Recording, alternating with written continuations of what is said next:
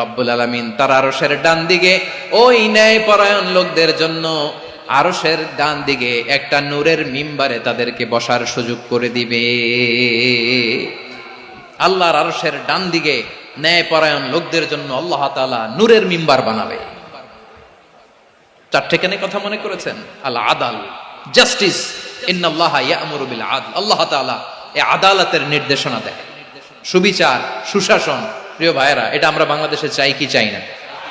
এই যে অরাজকতা, এই যে অন্যায়, এই যে জুলুম, এই যে ইনকনসিস্টেন্সি, সমাজের অসঙ্গতির প্রধান কারণ জাস্টিস নাই, সুবিচার নাই, সুশাসন নাই।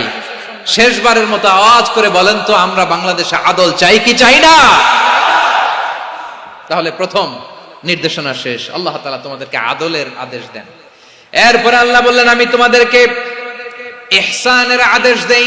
ইন্নাল্লাহা ইয়া'মুরু বিল আদলি ওয়াল ইহসান। আমি তোমাদেরকে যেমনি আদলের নির্দেশনা দেই, তেমনি ভাবে তোমাদেরকে ইহসানের নির্দেশনা দেই। ইহসান, আওয়াজ করে সবাই বলেন তো ইহসান। সবাই বলেননি, সবাই বললে এতটুকু আওয়াজ হবে আমি বিশ্বাস করি না।